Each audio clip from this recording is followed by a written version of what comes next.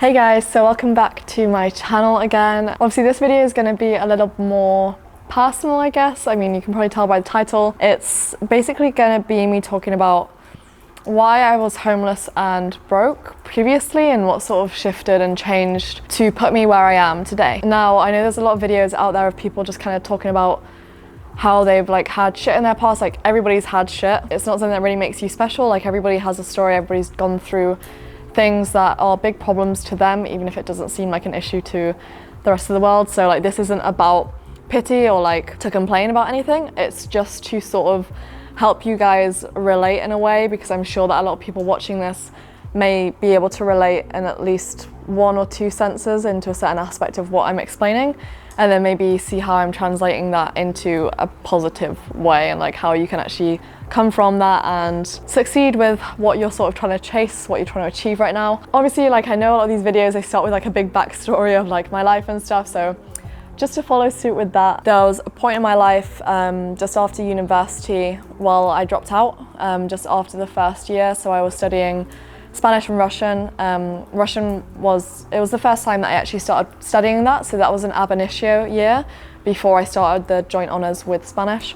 So I finished the first year with Russian, and then I started my first official year at university with the joint honours. A few months in, I kind of just stopped going. I had loans and everything from GovUK. I like to do tuition fees, maintenance loans, stuff like that, extra support and stuff, depending on your family income and stuff, they give you extra money. So I was on student loans, and I'd come off from that, and I never really told the university for months that I'd left. So I kind of just hadn't admitted it to myself, my family didn't know, etc.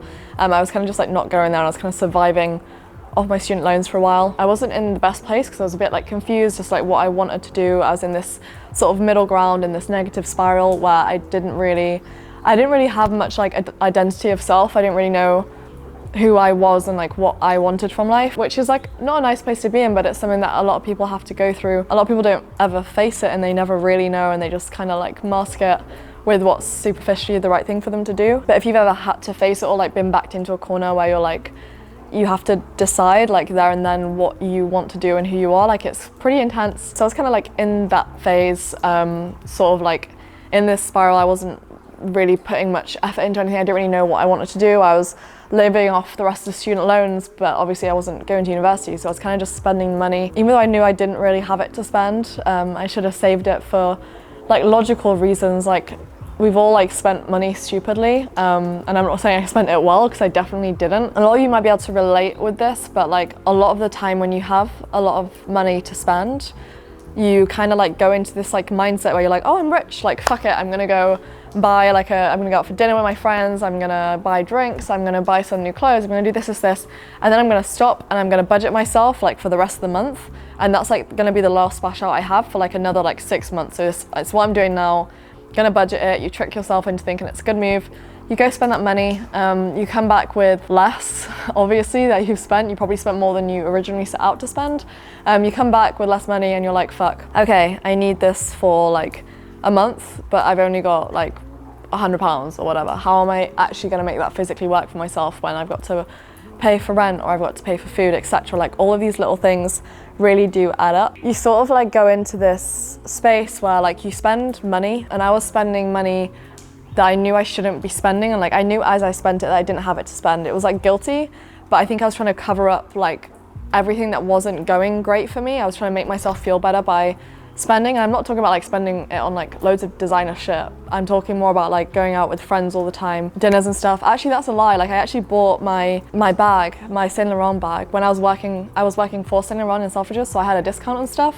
But I bought that bag, I spent over £1,000 on it, and that was literally student loan money that I didn't have to spend. And obviously I should have thought in my head, okay, I'm not really working enough yet. I'm kind of half working, half making money, but I just spent a K on a bag when I don't even know what I'm doing in my life. I don't know where I'm going to be living. I don't know how much my bills are going to be, etc. Yeah, I didn't really account for any of the basics that I needed to survive. I just kind of impulse bought a handbag to, I guess, to fit in with London. London, if you've been, you've obviously got the very posh areas, and everybody has designer stuff, and I think I probably wanted to make myself feel a bit better, so I bought a designer handbag when I couldn't really even afford that. Spend that money, and then I basically had zero money left. And I didn't want to tell my family or anything, because obviously they would then be like, well, you had like student loans, like how have you spent that money? I would have had to sort of admit to that, and it would have been kind of embarrassing. So I never really said anything. Obviously, I think I mentioned in a previous video, sort of moving around, like living in multiple places. I was living in like random places everywhere. I couldn't really afford rent. So I was having to sort of stay with friends, like house hop and stuff. I just kind of like was half working at Selfridges, and I kind of stopped going to work. All of this like little stuff was happening, and I was sort of feeling sorry for myself in this sort of victim mindset. And as I said in a previous video, like it's okay to feel sorry for yourself if it's for a short period of time, but then at some point you do need to pick yourself up and realize that the only person that's going to keep you in that space is yourself. No one's going to come pull you out of that hole, like realistically, unless you're super like lucky. You're not going to have somebody come and like take care of you, give you money and say like never work again. Like that's not real life. The only person that's going to help you in that moment of time is going to be you, and if you don't take the action to do that, if you don't have that drive, you're going to stay exactly where you are. So that's what I was doing. I was staying in one space. I was just spiraling. I had no money. I did like work for a few months for free, and basically like never got any money in return for that. So I was living off like basically nothing. So basically, like to sort of try and summarize that situation, I was in London. I had lived in like 7 different places. I'd had 9 different jobs, I think. In London, probably I think I'd had 3 or 4 different jobs at that point. I was kind of like moving from friend's house to friend's house, telling them that I'd like pay them back as soon as I could, and like trying to save up the money to pay them rent and stuff. And if you've ever had to owe money to somebody, you'll know that it's the worst feeling in the world. Being in debt to anybody, like especially like a friend or someone close to you, it's not a nice feeling. And owing somebody money and like feeling that you're powerless, even though there's so much you could do about it, but you're just not putting in the effort, like you end up getting so frustrated at yourself, and you're looking at yourself introspectively and just saying like, okay, well, I'm in this position because of myself. There's X, Y, Z I could do to get me out of this position. If I need more money, I should work more, or like come up with something else I really do want to do to make more money, and then I can pay back these people. But like right now, like all you're doing is being lazy, not putting in effort, feeling sorry for yourself, playing a victim, etc. That sort of period of my life was like a long phase, but it definitely took having other people around me and seeing other people achieve things that I wanted to achieve but I didn't think were possible for myself, but having those people tell me that I could do it consistently is what broke me out of that negative cycle. So you tell yourself subconsciously that you can't do it. You probably tell yourself negative things all the time, you can't help it, and it's just the mindset that you've let yourself get into. It starts off consciously, but like every single day I had to try and reframe my mindset and sort of tell myself that I was able to do it and that I could do it, even if I didn't believe it as I was saying it. Like you still have to carry on tricking your mind into a positive way of thinking to hope that over time you will form that habit. And then obviously like everybody's going to have a different trigger that will change it from being negative to finally having that push or desire to have something better for yourself.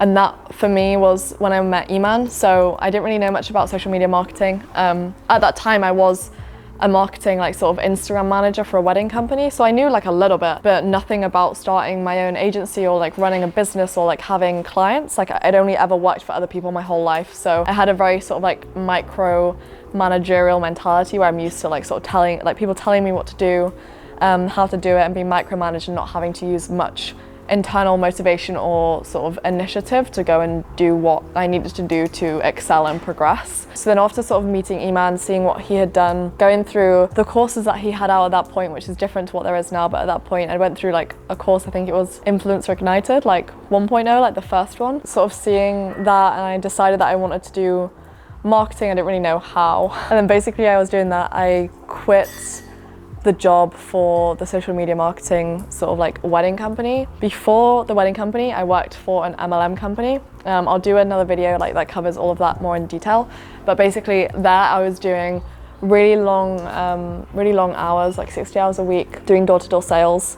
And at that point, like I basically, when I quit that, it was a pretty unstable income. But when I quit that and went to the wedding company, that was less pay, and that should have been a supplement. Like the guy who gave me the job like basically was helping me out. He was like a friend of a friend, and he was like, okay, I'll sort of give you this experience to do, and then it's like £100 a week to do it, and I hadn't put anything else in place to do for the rest of the week, so I let my only income be that £400, which isn't enough for like £400 a month when you've got to cover food in London, rent, etc. Like I was struggling like a lot with money. I had to get like an overdraft from the bank for like, I did like £100 overdraft because I knew overdrafts were really bad, but I did that, and then a few times because I hadn't paid it back in time, they basically like blocked me from doing any more overdrafts. So I was kind of fucked. Didn't have money, was struggling, like having owed money to like, my friends and stuff, like, which didn't feel good. I had that shift then try and build something for myself, and as I said before, like it's mainly the people that you surround yourself with. So people around you that can tell you what you need to hear, that you're not strong enough to say to yourself. Like, it sounds pretty basic, but it's like you can do it, and like someone that actually genuinely believes in you and that you can achieve something better. Having that around you is super important, and I think if I didn't have that, like I'd probably be, I don't think I'd be where I was, but I think I'd definitely be, I would have moved a lot slower on my way to sort of getting where I am today. But if you're watching this and you're sort of in that space where you don't have much money, or you're pretty like unstable with like your living situation, you're feeling pretty lost, you don't know what to do, try and find somebody to like be a support for you. Try not to pick somebody else that's in the same position as you, because you'll find that you have like this is sort of victim mindset where you both feel sorry for yourselves, and then you just drag each other down, which isn't going to help either of you. It's probably going to make it even worse. So try and find somebody who has done something better than you, that's like a few steps ahead, and try and like get them to like power you through it, and try and like attach onto any positivity you can to really drive out of that negative spiral, because it's going to be like, it's one of the hardest things that you'll do, but it's also one of the most rewarding things. And self-growth is part of entrepreneurship, it's part of building a business.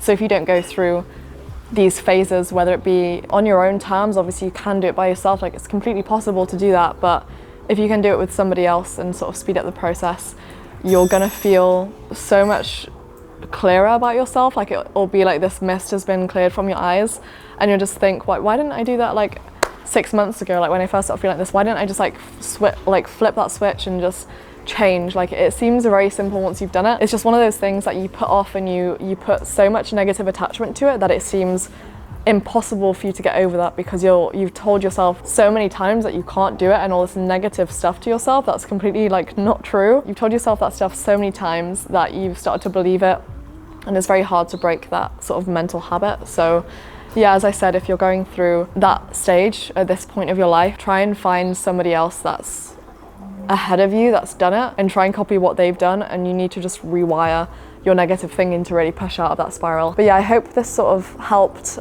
As I said, it wasn't a video about like the bad stuff, it's more to be aware of that and be aware of your mental state, and try and self-reflect whenever you're going through stuff like this, because you don't want to fall into like playing a victim or feeling sorry for yourself. You really need to like not let yourself stay in that hole, and you need to figure out a bigger reason as to why you're going to push upwards. So you have to have something that's way bigger that you want to drive yourself to, that outweighs the fear and like the shit feelings at the bottom. That's going to be the easiest way for you to sort of get out of that spiral. So yeah, I hope that helped, and I will see you in the next video.